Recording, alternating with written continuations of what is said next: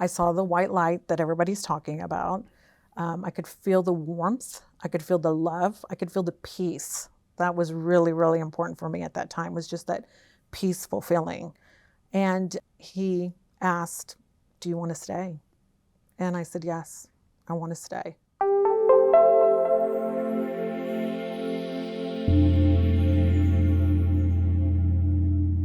I hope you will consider joining me for Rebirth 2023, my most popular annual course. It kicks off on January 16th, and over 2 weeks, I will be bringing you various teaching modules on renewing your soul and charting your path. The experience includes exclusive channeled transmissions from my guides, the Z's, many delivered live, Qigong from Stephen Washington, a live Q&A, a community forum, support resources, and some special guest teachers and bonus content. To learn more, see the link below and use the code IMPACT10 for a 10% discount.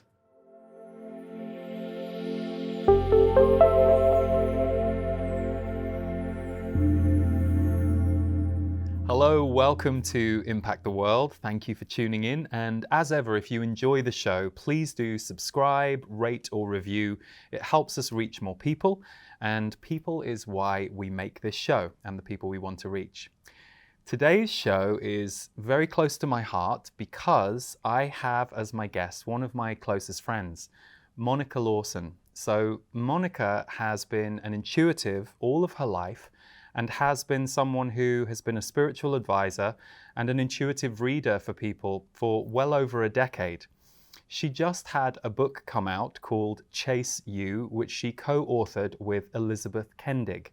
So we are going to talk about Chase You, the collaboration between Monica and Elizabeth, and we're also just going to touch base on intuition and how it shows up in our life, how it showed up for Monica, and some of the journeys that it has taken her on along the way. So thank you for being here and welcome, dear Monica.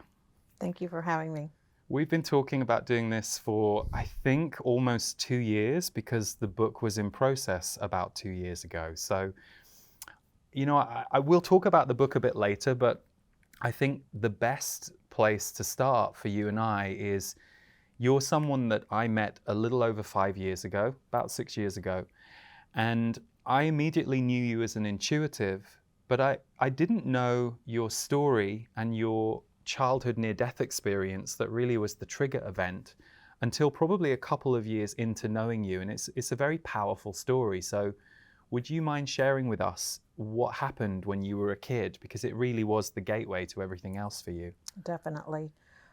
So I was 9 years old. It was actually my sister's second birthday, and we're on our way to go visit family.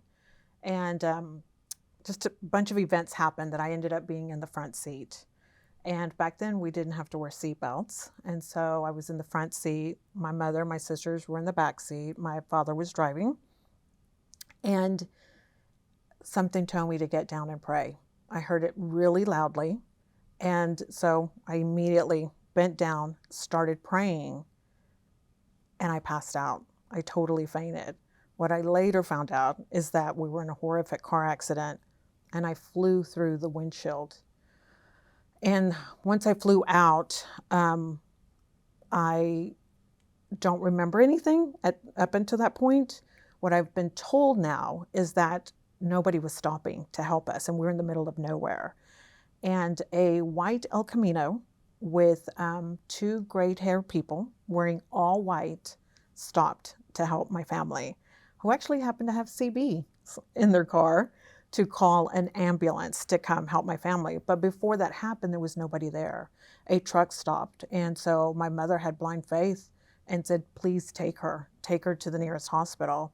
I could kind of hear what was being said, but I couldn't talk. I couldn't move. I just remember being in my body and thinking, what's going on? What's going on? And so they put me in the car, and in the car I could hear the people saying, "She's dead, she's dead." And I'm wanting to scream and say, "No, I'm alive, but I couldn't. At one point I did take a deep breath and I heard everybody say, she's alive, but then I fainted again. So by this point, then the next thing I remember is we're in the emergency room and I'm on one table and my 2-year-old sister is on the next table. And again, I keep going in and out, in and out. And I'm looking at her thinking she had died because she was in shock and she had burns, through her whole body, and they were trying to get her to respond. She wouldn't respond. And I wanted to touch her. And so as soon as I went to go touch her, I fainted again. That's when everything started. So as I fainted, I could hear people in the background telling me, it's going to be okay. It's going to be okay. Relax. But I knew it wasn't the people working on us because I could clearly hear them too. And so as it was happening, I was trying to concentrate on both sets of voices. Well, the people in the emergency room's voice started kind of being muffled, and I could feel and hear whoever it was that was talking to me at that point. That's what snapped me into. I started paying attention to it. So once I did, I actually saw myself come out of my body, and I'm at the corner of the room, and I'm watching them work on myself and my sister because I had glass all over my face, and they were having to pull it out and stitches and everything like that. And as I'm watching everything happen, I could still hear the voices behind me. But what snapped my attention was the feeling. It was this immense amount of love that I had never experienced ever, ever, ever. And so I kind of came to and I was like, what's going on? What's going on? And then I could start seeing and feeling all the beings coming through. And so as I started paying attention, looking back, I don't think I realized, whoa, I'm out of my body. I'm just like, what's happening here? But once I started seeing the beings, I thought, uh-oh, am I gone? But it felt so good that it didn't really matter at that point. And so I can hear them talking, just basically reassuring me everything's okay, everything is okay. But then there was this louder voice, a more masculine and feminine voice that I knew was God. It was totally God. I saw the white light that everybody's talking about. I could feel the warmth. I could feel the love. I could feel the peace. That was really, really important for me at that time, was just that peaceful feeling. And he asked, do you want to stay? And I said, yes, I want to stay. Life had been pretty hard up until that point, and that feeling that I was just in just a big hug. It was just all around me. I wanted to stay. And it felt kind of like a bad joke because then he was like, well, no, you have to go back. Now I see that I was supposed to come back so I can talk about this event. But I was sad. I was sad to come back because it was the most incredible feeling that words doesn't even do it any justice. And so once I felt everybody and I stayed in there a little bit longer, just feeling everything around me, it was time. They told me it was time, you have to go back. And so they held my hand. All the angels, I guess I should say whose they are, a bunch of angels, walked me back down, placed me back in my body. And as I was just finally putting my head back in, they waved goodbye. And then I came to after that. And you have do you have a visual memory of them now? Like what they looked like? Was it all very clear visually to you? Or was it more feeling or both? It was actually both. And a lot of people do ask me, what did you see? Since you could see. So I could see angels that looked like us with the wings. I could also see beings that were kind of like mist or fog. God was the bright white light. That's exactly what I saw. It was just bright white light. But they looked like you and I with beautiful wings.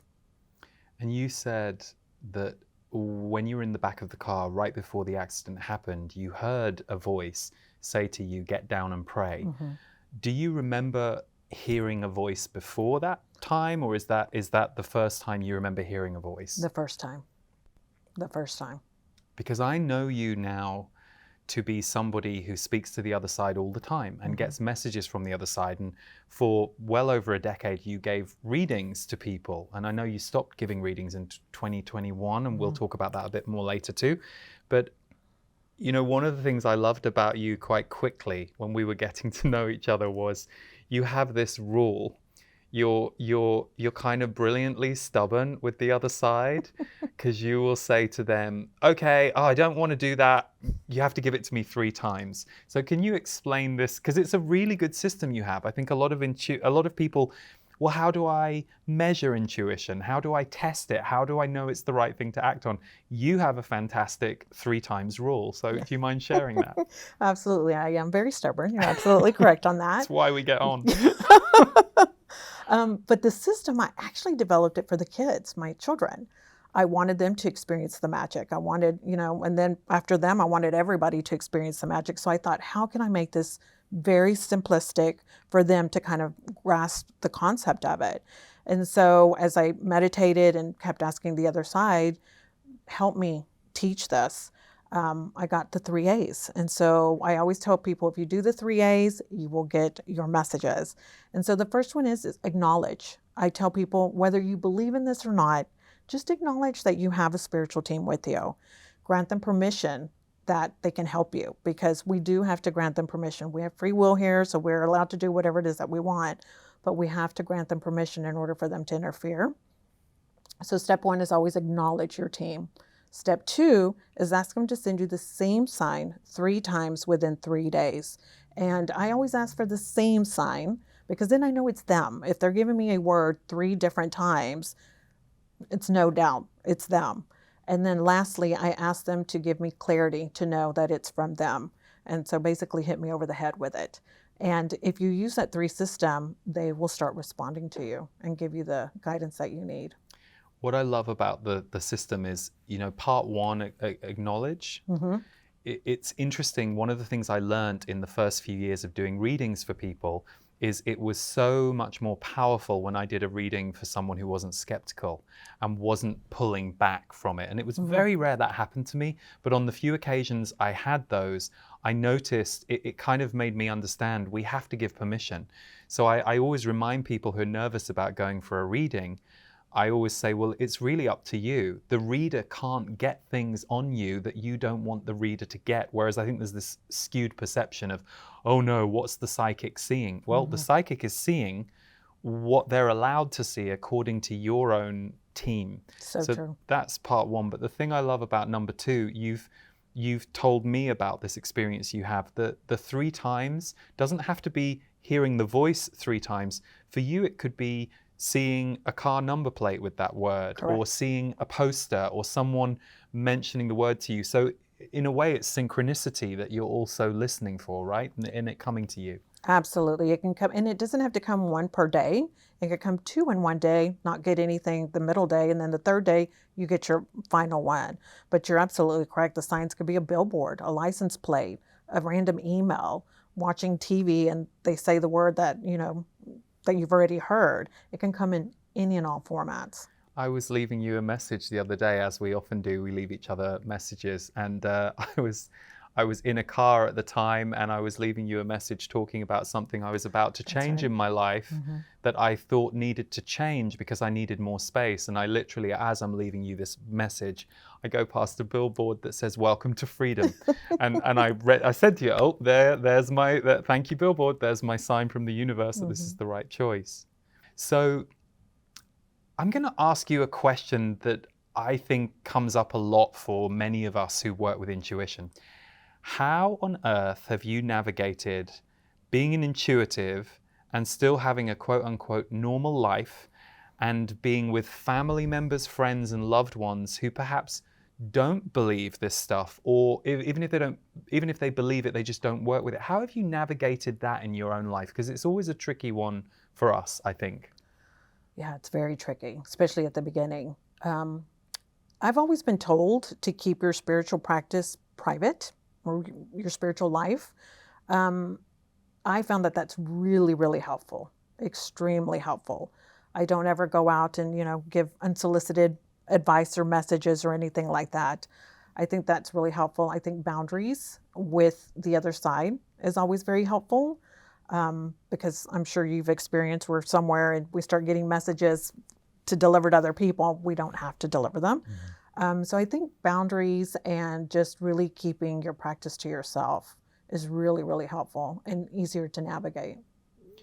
And let's go to when you started giving readings. Like, how did that happen? Because you had the accident, and from the accident onwards, you were in contact with the other side. Mm-hmm. But there was a good chapter of time before you started giving readings. So how did that all happen? And was it connected to going to Santa Monica to do your studies? Yeah. I'm just wondering, I'm trying to piece it together. It's actually a really beautiful story now looking back. I lived the life that you're supposed to live, have a beautiful marriage, have children, have an education, have a home. I had everything that I had ever wanted, never dreamed of. But there was always something missing, and I couldn't quite figure out what that was. And I would search and search and search, and I just, trying to use the mind on what is it that I was missing. And the more I searched, the more I kept getting proddings from the other side. And so one day I finally asked my husband, I'm like, what do I do? What do I do? And he's like, surrender to it. See what happens, see what comes up. And, of course I had a freak out moment going, oh my God, I'm going to start giving readings and, helping people. And what's this going to look like to the neighbors and things like that? All the thoughts went through my mind. But really when I sat down with it and thought I can help somebody is when I finally decided to step up to the plate. And so once I made that decision, I started taking every class, every seminar, read every book, all the greats, got to meet you, and just really allowed the other side to send me every teacher, every class, every event that I needed in order to start giving the readings out. I wanted to make sure I was crystal clear on how to do it before I actually started to do it. And I started with family and friends first. And then, they would tell somebody else, and it just organically grew. And how many years were you giving the readings for, do you think? It was over a decade, Over wasn't a decade. Mm-hmm. And you had clients from all walk of life, and you would do multiple each week, and you really loved it. You really enjoyed it. Mm-hmm. And then you heard it was time to shut it down. Mm-hmm. And the reason I want to touch on that is this is a common thing. There are some people I know who do readings for 50 years and it's part of their life. But like you, I loved doing my readings, and I did them for, I think, 16 years or 50. So I couldn't imagine not doing them. But then I also got the nudge, okay, it's time to let a different space come in. What was the process like for you? Because I know it can be tricky. It can be tricky. I guess, let's see, how did I get to that point? Events started coming in, somebody wanting this or somebody wanting me to do that. And then the other side kept saying, you got to write a book. You got to write a book. As much as I always fight everything, you got to write a book. And really the other side made the decision for me. They were saying there's no way you're going to be able to continue with the reading schedule and then go out and do these other things that we need you to do. So we're going to have to let the readings go. So it was kind of made for me. Yeah. And I know to trust and have faith in the other side. And so I've done so, and beautiful doors have opened up. Yeah. And it's interesting because we're here sitting talking about your book. Mm-hmm. So tell us a little bit about Elizabeth and how you met and how this book came to be. Oh, my little sidekick. She's so sweet. So she was a client. Let me backtrack here a little bit. This might be helpful for people. For the longest, I didn't have a website. I didn't have a phone number. I didn't have a business card. I would just say, send me the souls that you need me to deliver messages to. And I would open up my little computer every morning, and there would be everybody. One day there was Elizabeth.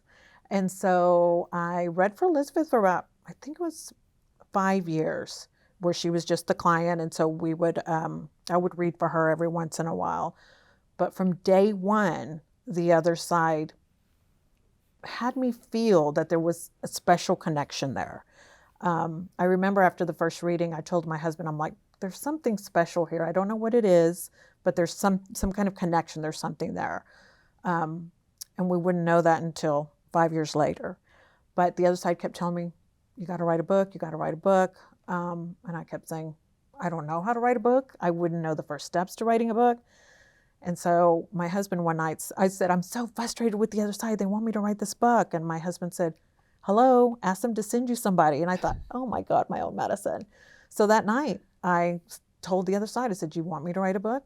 Send me somebody that will help me write the book. The very next morning, she sends me a text saying, hey, do you have a minute? I had a dream last night that I want to talk to you about. And so my husband and I were in the car going out of town, and I put her on speaker and I said, yeah, what's up? And she said, I had a strange dream last night that I'm supposed to write a book for you. I was floored. I was totally floored. And I'm laughing, and she knows me by now, and she's like, why are you laughing? And I said, I literally asked the other side last night that if they really want me to write this book, they got to send me somebody. She's like, let's do it. And it was a beautiful dream. And so I said, okay. She said, so what's our next step? I said, we wait. And she's like, what do you mean we wait? And I said, we wait. The next step will come in. She's like, okay. A couple weeks later, the next step came in, then the following step, and then the following step. So it's been a beautiful, effortless journey. And the title of the book I love. It's Chase You. And explain to us why it's called Chase You. Because we're so busy chasing everything outside of us, everything that society tells us we're supposed to be and do and look like. Even our beautiful parents telling us what we should do. And I did everything I was told to do, what I was supposed to have, all the achievements I was supposed to have. And there was still something missing. And so once I started on my journey and then I started helping other clients, I started seeing the patterns that we really need to chase ourselves, not the external things. And the more we chase ourselves, the more authentic we become, the more joy we have, the more peace we have, the more happiness we have. I love that. And what was the process like for you guys in creating this book? Because I should share, you open the book with your story, and then Elizabeth is sharing a lot, and then the two of you have a kind of back and forth at parts of the book too. Mm-hmm. So yeah, what was the process like for the two of you in creating the book as a collaboration? Yeah, just like you're pointing it out, she would ask me questions. I would, respond with the information. We would meet, we would talk, we would.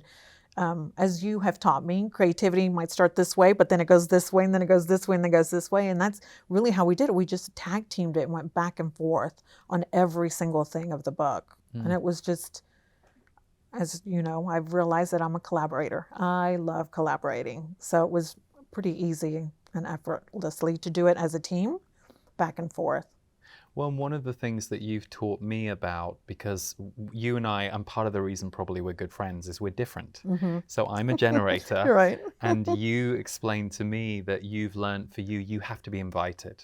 Like you're great at saying yes if someone else invites you or creates the scenario, but you're not necessarily going to generate or create it by yourself. And I know you have a very highly creative generating daughter. Yes. And a generating husband. Yes. So it's beautiful. And then your son is a little more like you in a way. So and of course they're all beautiful individuals in their own right. But so I'll ask you this question. Did you have to overcome anything to let this book happen? Because you are more of an introvert and you are private, and I'm very grateful you said you'd do this, because I know it's not necessarily, you're not running to do interviews or things like that. Right.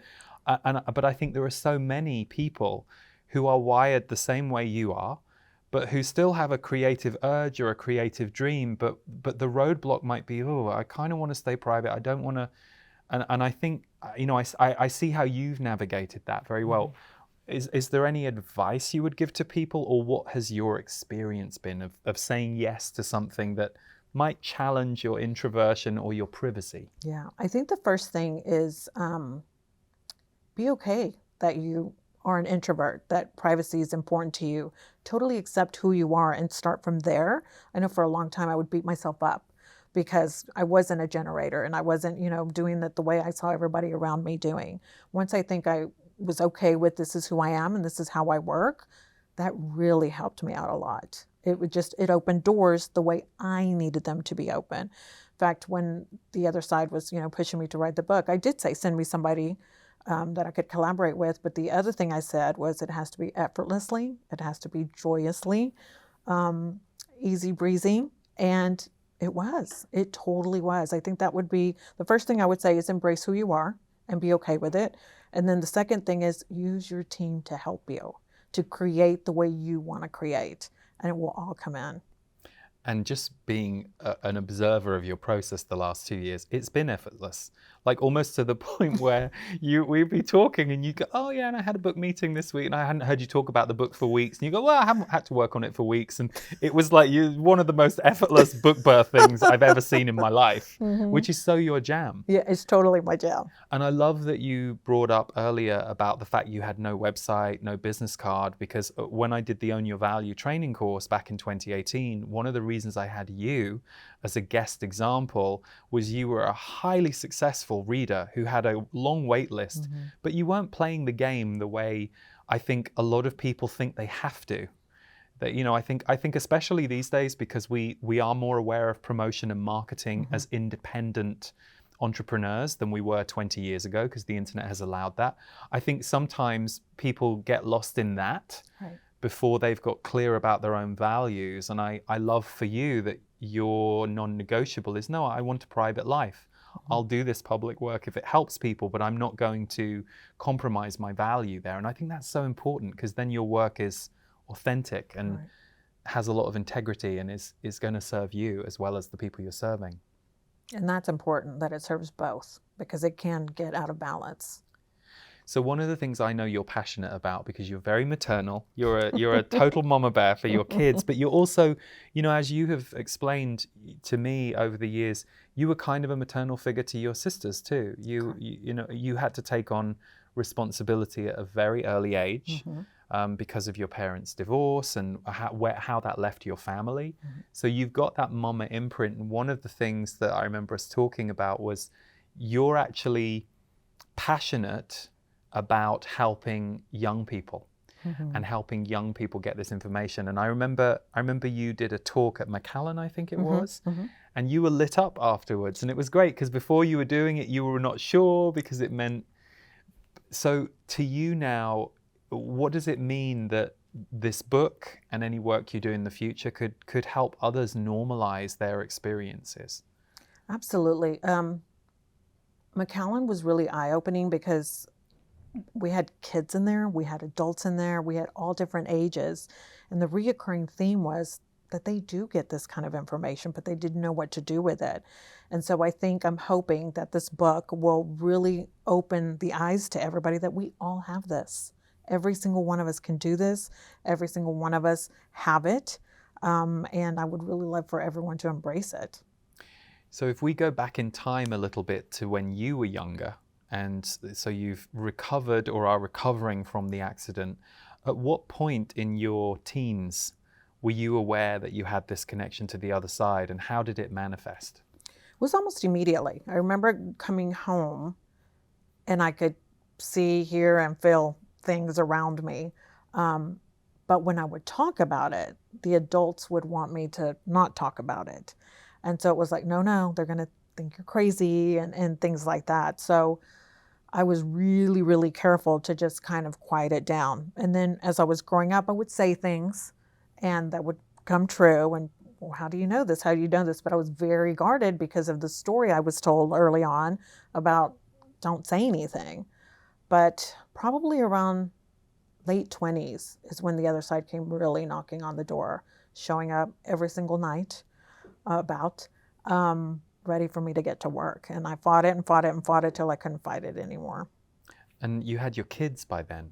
I did. So do you think, because I often hear motherhood really, and not just motherhood, for fathers too, the arrival of a child in your life can really open up your senses, your intuition, because you suddenly have to include another being in your thinking and do you think that had an effect for you? Maybe, but I think my searching is what really busted it open, when I'm like, there's more to life. There has to be more. And don't get me wrong, I was extremely happy, really, really happy, but it was just this burning yearning that there was something else I was supposed to be doing, which we all have. And how does it feel now? Like, here we are at this moment where you have a life that you're very happy with. You've got a beautiful family, which is really important to you. Very. You've got this legacy of all these readings that you've done, and this book has just come out. And yet I also know you're holding space for what's next. But how do you feel like right now, today, about where you're at with your connection to intuition and the fact that you've been able to put it out into the world in some way? I'm nervous. Nervous because we're doing this interview, or nervous about what's next, or Just opening the door, because I am so private and I like to keep my privacy. So I'm nervous, but at the same time, I'm joyous because I think the book is going to help out so many people. And if I can help, I always say, if I can help one person, I'm thrilled. But I know we've already received so many emails and texts just telling us how this book is really changing their life and helping them. So that will keep me going. That's fantastic. And I must ask, because I can tell some people who are listening or watching will want to know this. How did you and Elizabeth end up with your publisher, Post Hill Press, who are part of Simon & Schuster? Correct. Yeah. How did you end up with them? Again, we just waited. And so Maria, our agent, came in, and then she brought in somebody by the name of Johnny. And Johnny had the connections with Post Hill and Simon Schuster. And our beautiful team of Maria and Johnny got everybody involved. And literally, we waited, and every step showed up. And who did they contact, you or Elizabeth? Elizabeth. And that was because they'd seen something she'd done, or because I know she was doing a lot of blogging and she had a whole thing online. She had met Maria, I think a year prior maybe, and Maria randomly reached out to her. But you see, I love this because the reason that, my belief, and this is my belief, the reason that Elizabeth could have that dream is because the players were already in place. So it's like often the players, the places, the events are in place in our life, but we're not usually seeing those threads. And then things can kind of come together and happen in that way. Mm-hmm. That's great. And we have to get out of our own way. Yes, we do. And I know Elizabeth isn't with us today, but how is she feeling about the fact that you two have birthed this book baby? She's ecstatic. Yeah. She's ecstatic. I couldn't have picked a better partner. That's fantastic. She's amazing. That's fantastic. So I know that for you, in the last year or so, we have, we share our lives and our journeys and everything together. And there's something that you've been searching through or moving through that I think is really powerful thing to share if you're willing. It was about a year or so ago that we started talking about, you said, I realize I have to figure out what I want.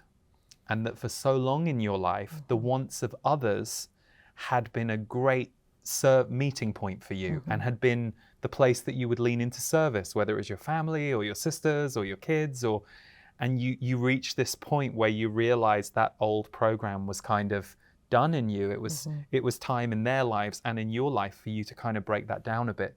So you went into that very liminal space that we go into, or that no man's land. So yeah, what could you share with us about when you find yourself in the what do I want mystery? Is there anything you can share? Because I'm sure there will be people right now going, I think I'm in that space, but I don't know what to do with it, or how to get out of it, or how to have a breakthrough. I would say I think the first thing I really kind of looked at was, who am I? What are my core values? What do I want in life? Again, we're bombarded with what we're supposed to be, what we're supposed to do. And I think it's important to really finally get to the point, well, what do I want to do? Who do I want to be? What do I want in life? For me, I think the first thing was finding the core values, and not the values that that were put upon me. That really helped me out through going, and I'm still teasing it out. It does take time of what it is that I want in life and need in life. But we're so busy, especially as mothers, serving others, that we tend to forget that. And we can't forget it. It's so crucial for us to know. And as you go through that journey, do you notice shifts in the relationships that are used to you being a certain way? Definitely. The children and my husband and family and friends, for sure. Yeah. Yeah. No, I can relate. I've been going through my own version of that the last few months, and I think as I've said to you, I'm earlier in that process. But isn't it interesting? Like, what I've noticed is we almost have to reach the goals or the places that we feel we're supposed to get to in order for the next layer to come in. So you get there and you experience it, and then it's almost like you can go on a whole other layer of the journey, which is what I've witnessed with you and what I'm experiencing a level of myself right now. Yeah. Definitely. So Monica, if you were to be able to take a blank canvas for the years of 2023 and 2024, what would you like to create for yourself in the next couple of years? It's a tricky question for me because I'm really trying to learn to surrender and have complete trust and faith. Growing up, I like to joke that I'm a recovering type A personality. And so having to learn to surrender and have trust and faith is really big for me. And so I think just to go with the flow and see what comes in and say more yeses. Beautiful. And, you know, we talk about the world a fair amount and what's going on in the world. And what do you think the world is gonna need or could need in the next couple of years as we move through these times that are very tumultuous? I really think to find our authentic selves. I think that's going to be huge for everybody to wake up and really figure out who am I and why am I here. And the quicker we can all get to that point, the more we can do for humanity and actually have a vibrational shift for the planet. And that's also why, you know, I think we're in this time of system overhaul, because so many parts of the world, areas in various countries, if people are trapped inside the system and trying to survive the system, there's no room for that kind of inquiry because you can't always get above it. For some people, it happens. I mean, there are people who've awakened in prison cells. Right. So it's not that it can't happen, but there is also this system overhaul that we're seeing now which is needed basically for us to be able to kind of get to that, the heart of that question. Are you excited about where we're going as a world, or would it be another word that you would put in there? I'm hopeful. Hopeful. I am excited, but I'm a little hesitant to use that word because I know we have to go through some more bumps. But I do see us changing. I do see us changing quicker than what we're realizing. But I'm hopeful. I see the changes happening too, even though we're still up against a lot of stuff, no doubt, no question.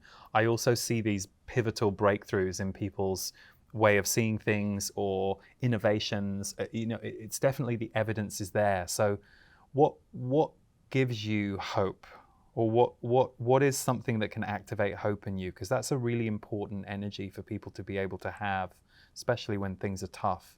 What is it that gives you hope? More people waking up and wanting to know, who am I and why am I here? Which might be why you need to put your work out there a bit more. It's going, it's happening. It might be why. Yeah. So you know what, it's interesting. Maybe we can close this conversation with one of your, I don't know if it's a core value for you, but it's one of your core themes. Ever since I met you, you used the word mission as something, it's a word you feel very aligned with, and it's a teaching that you offer people. I mean, it's in the book too. So could you talk a little bit about what is a personal mission for someone? What does that mean for someone who's never really ascribed that word to their life? Yes, I'm very passionate about that word. You are. I believe and I know that every single person, every single human on this earth has a mission. We're all here to do something. We're all here to help heal, teach, serve a community, and we're here to leave a legacy for the future generations. I think more importantly, everybody needs to know they matter because they're a piece of the bigger puzzle. And so the quicker we can get everyone aligned to their mission, why are you here? The quicker I think, again, humanity and the earth can shift. But everybody is equally important. Everybody equally has an important mission. And I want everyone to know that. Brilliant. And what could a mission be? Like what could a mission be for a person, as an example? I love that question. So it could be anything from curing cancer to helping your neighbor. It's anything and everything that's being kind and helping somebody else. We are always trying to look for the thing to help us, but we really need to be looking outward. We're here to help others. And I know for you that you have no shadow of a doubt that being a mother was like a huge part of your mission this time. And so that in itself, I mean, I always think parents have just this enormous job that's kind of not ever really called a job, but it should be, because it is. So somebody could have their mission be their parenting, or like you said, helping neighbors, helping people, but something that, in a way, from what I hear you say, connects us to others, connects into other people in the world, or if not people, you're working with forests and reforestation, or Absolutely. something that kind of keeps our connected ecosystem alive. Absolutely. So is your mission changing, do you think? Or do you think this is just an evolution of your mission, like Evolution, a next step? for sure. Right. Mm-hmm. Okay. How many books do you think you're going to write in your lifetime? Oh, my Lord. As many as the other side tells me to write. I will definitely write. That is beautifully and correctly evaded. Well done. Well done. Well, this has been lovely. Thank you for coming here. And I guess I'll ask you one last question, because I can't help myself. Okay. But I also know that short is your thing, right? Short. You like short. Short and So quick. we knew that we wouldn't be going for an hour or so. This is an interesting question. I want to ask you about crystals. What's your relationship to crystals, and what's your understanding of their energy? This came in randomly. I did not come up with this. I This know. just I'm popped like, in. why did that one come No, in? I have no idea, but that's what came to me. That's interesting, because I know they're amazing. I know they're wonderful. I know they hold power. I know they can clear. I know they can heal. I don't work with crystals very much. Do I carry them? Of course. Do I tell other people to get crystals? Absolutely. But that's not an area that I work with. You know why I asked you that question? Because you just gave me the words where we need to go next, which is clear. You're very good. You're somebody who is an advocate in my life for reminding me about clearing spaces, clearing houses. Let's end in this area. Tell us a little bit about the importance of clearing a space, clearing a house, saging and white lighting. So yeah, just tell us a little bit about that from your experience. So while we're out in the everyday world, we are picking up energies. We're in a grocery store, we're putting gas, we're talking to people, we're picking up other people's energies. And what do? We go home. And while we're at home, we're emitting other people's energies.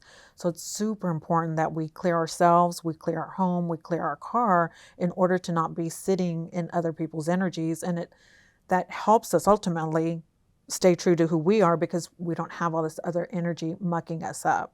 So I'm a big proponent of making sure you clear yourself every night. You can do that by taking a hot shower, a hot bath, saging yourself, holding crystals, walking barefoot on grass. I mean, there's millions of ways you can clear yourself. I like to clear my house like every week, just to make sure the energy in the home is clear, because if that's clear, you're pretty much clear, and everything will start flowing in life. When things are kind of hard or stopping, it could be because we have energy on us that doesn't belong to us. And you a couple of times in our relationship, you've gone, oh, I think you need to clear the house. I think you need to clear that Airbnb you just landed in. Yes. Yeah. So, perfect. Well, thank you, my friend. I love you. Thank you for doing this. I'm so proud of you. It's amazing what you've done with Elizabeth, but I also really hear you in not only doing this the way that you need to do it so that you're comfortable, but also the importance of you helping to normalize all of this for those who need it and who need to hear it through you and your vibration and your way. So thank you for saying yes to this, and thank you for being here. Thank you for having me. I love you. Love you too. So you can find the book Chase You at all good bookstores and online booksellers. And for more from Monica, we will put her website in the show notes. If you check them out, you can find Monica at themonicalawson.com. She is no longer doing her private readings, but I have a feeling that in the coming years, there are going to be some other things coming out other than the book. So you can get onto Monica's newsletter over there if you want to stay informed with what she's doing and keep in touch with her. So thank you everyone for joining the show today. We will see you next time on Impact the World. I hope you can join me for Rebirth 2023. This will be our 6th year of holding a rebirth experience in January. And it's something that I originally created because I recognize that the end of a year and the beginning of a new year is a very potent and fertile time for us to let go of what we have walked through and call in what we would like to call in for the year ahead. So as well as practical and grounded guidance around how we do that and open to that, I also bring in my guides who will be very specifically working with the energy of 2023 and what we are about to walk into to help us center, ground, but also call in what it is that we want to next create. The rebirth experience is very multidimensional. We have everything from qigong to dance to channeling to grounded teaching to energy exercises to meditations to music. We try and bring you as much as we possibly can in as rounded an experience as we can offer so that you can really immerse yourself in one of the themes for this year, which is renew your soul. It's something we all need to do on a daily, weekly, monthly basis. So a huge focus of Rebirth this year is renew your soul, and the other side of it is chart your path, helping you to map out the year that you're walking into with intention, with clarity, and with joy. So we look forward to you joining us for Rebirth 2023, where you can renew your soul and chart your path.